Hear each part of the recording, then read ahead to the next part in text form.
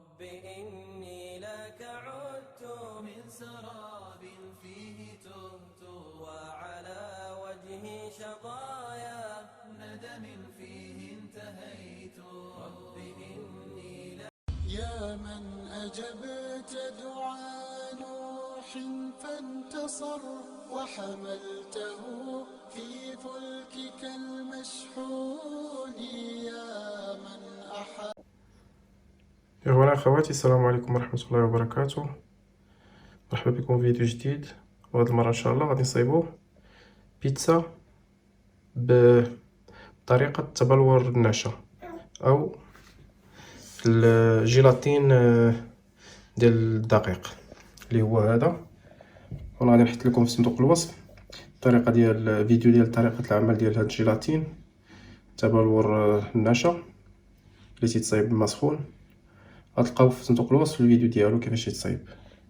وغادي نحتاجو البيكا اللي حتى هي غادي نخلي لكم في صندوق الوصف الفيديو كيفاش تصايب البيكا اللي درنا فيها كيلو ديال لا فارين اي ديال الدقيق الابيض مع 500 غرام ديال الماء و5 غرام خميره طريه.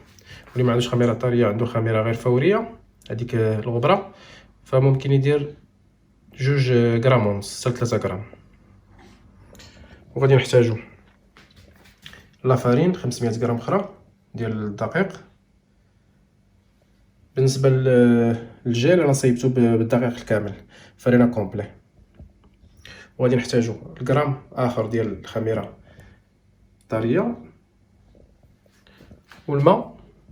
غادي نضيفو الماء 550 غرام ديال الماء اللي غادي نضيفوها، لان غادي نديرو نسبه ترطيب بالنسبه لهاد العجين. اي نسبه الماء في العجين غادي نديرو 70%، وكنا درنا حنا في الاول 500 وغادي نزيدو 550، يعني التوتال هو 1050. والملح غادي نديرو 45 غرام اي 3% للكيلو 45 غرام. والزيت غنديرو 2% بالنسبه للكيلو، يعني هنا غادي نحتاجو 30 غرام. غادي نبداو بالبيكايه الاولى، غادي نديروها في العجانه هي والجيل، وغادي نضيفو عليهم الخميره وواحد شويه ديال الماء، ما قليل ديال الماء، وغادي نخليهم ينعجنوهم لمده 5 دقائق.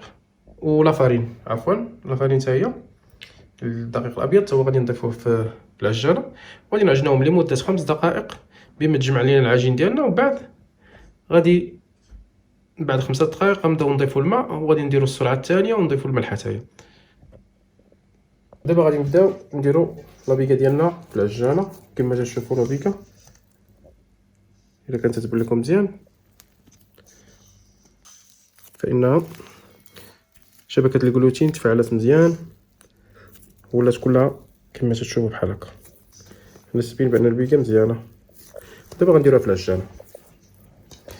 غنديروها في العجانه تنحاولوا نديرو على قطع، ما نديروهاش كلها في دقه واحده. تنقطعوا القطع وتنديروها في العجانه. ومن بعد ما قطعنا البيكا ودرناها في العجانه، دابا تنضيفوا الجال وتنضيفوا الخميره حتى هي.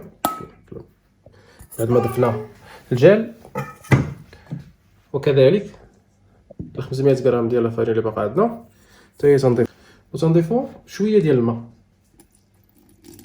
هذا القدر هذا تقريبا تيكفي.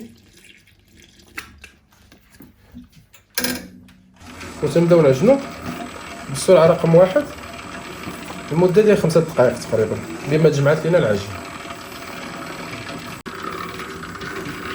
اخوان الكرام، بعد ما داز 5 دقائق والعجينه ديالنا تجمعات كما تشوفوا ولات على هذا الشكل هذا، في هذه اللحظه هذه تنضيفوا الملح.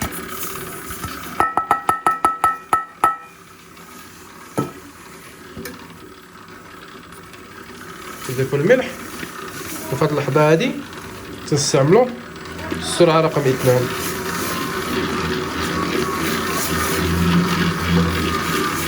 وتبداو نضيفوا الماء شويه بشويه.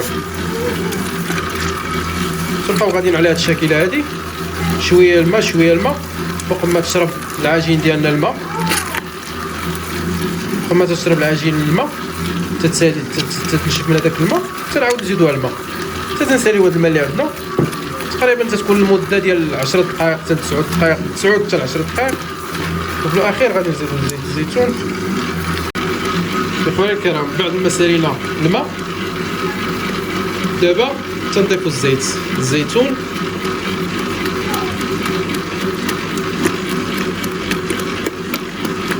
وغادي نعجنو تقريبا من دقيقه لدقيقتين لين ما شربت لينا هاد الزيت هذا. ومن بعد غادي نحبسو العجن وغادي نخليو العجينه ديالنا ترتاح في العجانه لمده 15 دقيقه.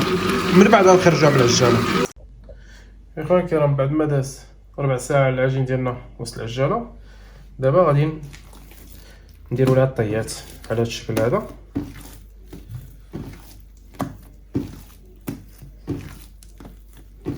صافي ندير لها غير واحد شويه ديال الطيات، نعطيو واحد شويه ديال القوه على الشكل هذا، وغنديروها في واحد الاناء وغادي ندخلوها للثلاجه. غادي نخليوها لمده 5 ساعات. من بعد 5 ساعات غادي نشكلو العجين ديالنا تكون على هذا الشكل هذا كيف تشوفوا. خصها تزاد في الحجم ديالها، ونتلاقاو بعد 5 ساعات باش نشكلو العجين. خويا الكرام بعد ما داز 5 ديال الساعات والعجين ديالنا في الثلاجه وكما تشوفوا ضاعف الحجم ديالها، دابا غادي نصوبو لي بول ديالنا ونشكلو العجين. نخرجو العجين ديالنا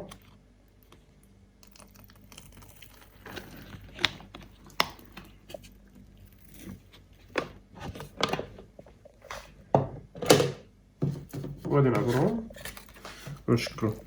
انا غادي نعبر 230 غرام في البيتزا غندير ان شاء الله. كل بيتزا غندير فيها 230 غرام.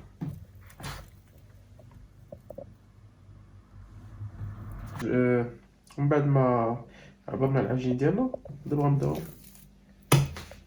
نبوليو. نديرو لي بول ديالنا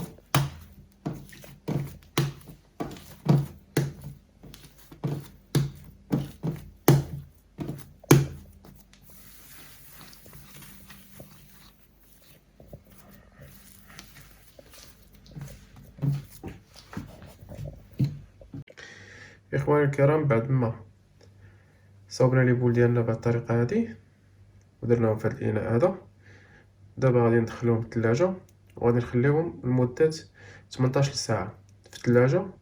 ومن بعد 18 ساعه عاد يمكن لينا نخدموا بهم. نتلاقاو بعد ما تدوز 18 ساعه ان شاء الله. اخواني الكرام بعد ما داز 18 ساعه والعجين ديالنا وجدات كما تشوفوا ها هي واجده. دابا جا الوقت اللي غادي نسرحوا العجين ديالنا وغادي نصاوبوا بيتزا. انا اختاريت نصاوب واحد شويه ديال الانواع ديال البيتزا. المهم هاد النوع الاول غادي نصاوب غادي يكون به بالبوليبو اي الاخطبوط مع البطاطس، تيكونوا مشحرين شويه في مسلوقين. بعد ما تسلقوا تشحرهم شويه في واحد المقلاة مع شويه ديال الزيت والثوم. وغادي يكون الزيتون الاخضر، صلصه الطماطم طبعا، موتزاريلا طبعا، و لي زونشوا يعني ما عرفتش الاسم ديالهم بالعربيه الصراحه. لي زونشوا بحال السردين هما تيكونوا صغار من السردين. وغادي نزينو بواحد شويه ديال السمسم الاسود. صافي دابا غادي ندوزو للمرحله ديال فرد البيتزا ديالنا.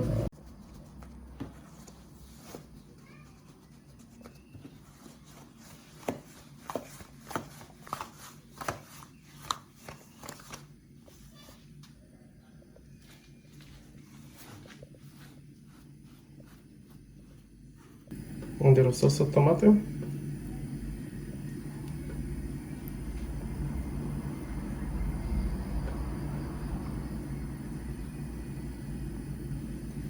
انا غندير واحد الطريقه غنطيب واحد شويه على هذا الشكل هذا. من بعد غادي نضيف موتزاريلا سميتو حيت بغيت انا العجين ديالي الموتزاريلا تبقى ظاهره ما تسيحش بزاف. فانا غندير على هذا الشكل هذا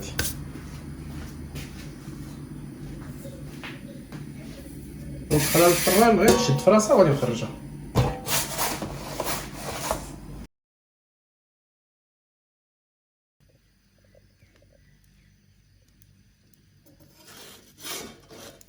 من بعد ما شديت في راسها بحال هكا العجينه ديالنا نخرجوها، غادي نحطو موتزاريلا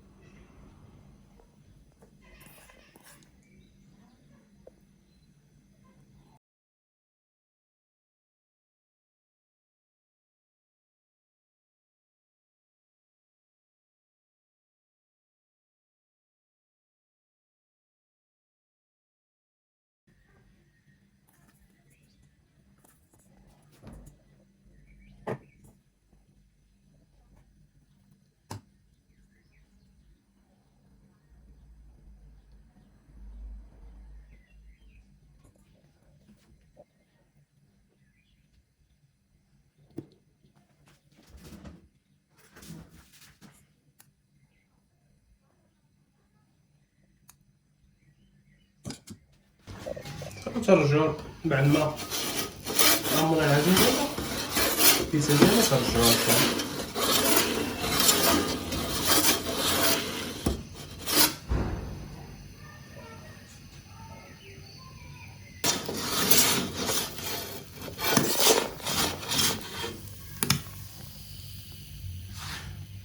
وهذا هو الشكل النهائي ديال البيتزا ديالنا فاش طابت. تجي على هذا الشكل هذا.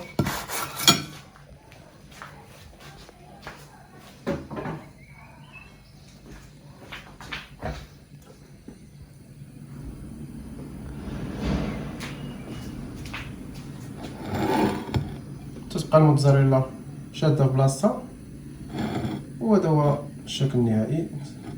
ممكن الا بغينا نديرو لها واحد شويه ديال السمسم الاسود فقط للتزيين، واحد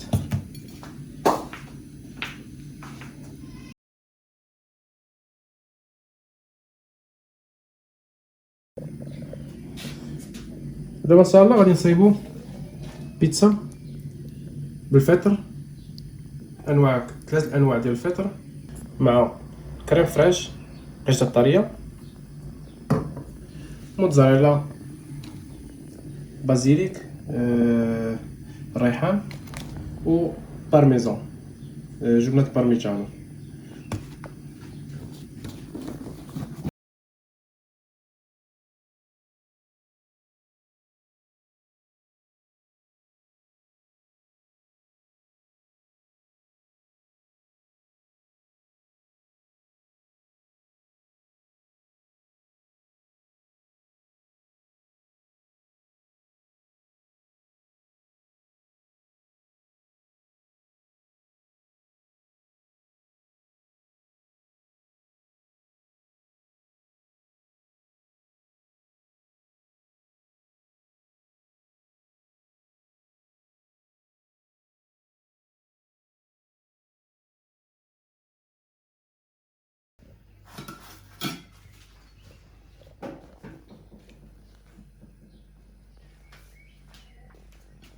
من بعد ما خرجت العجين ديالنا البيتزا ديالنا تكون على هذا الشكل هذا، تنضيفو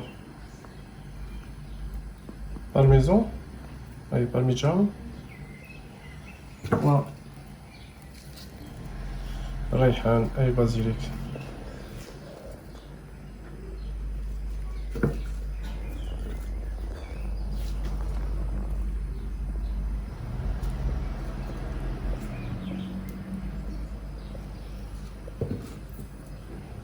وقليل من زيت الزيتون. وهذا هو الشكل النهائي ديالو. كما تشوفوا اخواني الكرام، البيتزا ديالنا من الداخل على هذا الشكل هذا كما تشوفوا، خاويه من الداخل. هذا ما تيدل على انها خفيفه. انا حولت على التبصيل هذا ودرت لها واحد شويه ديال الديكور، وفي فاش قطعتها كانت من الداخل على هذا الشكل هذا، خاويه من الداخل، تيبين بانها خفيفه جدا، مذاق رائع.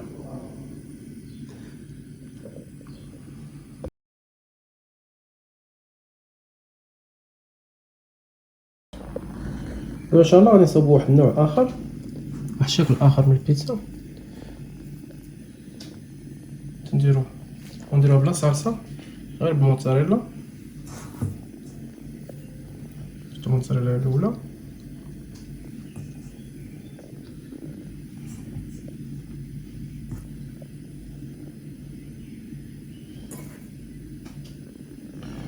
ونديرو الطماطم الصفراء،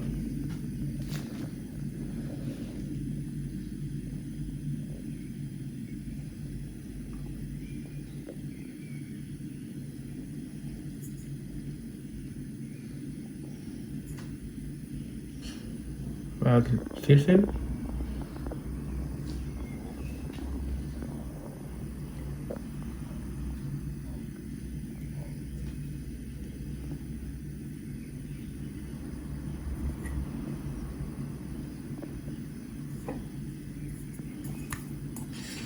مع الجمبري.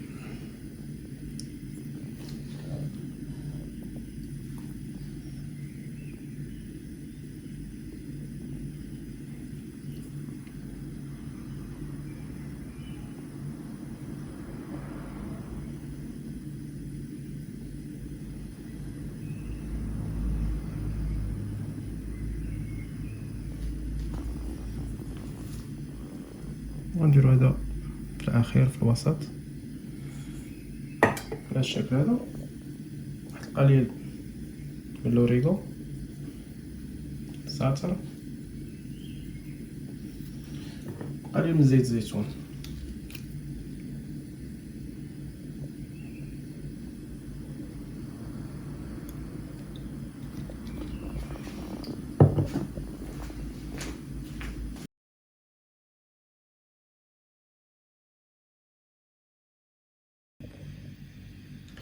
كما تشوفوا اخوة الكرام، البيتزا ديالنا طابت تقريبا في واحد 60 ثانيه.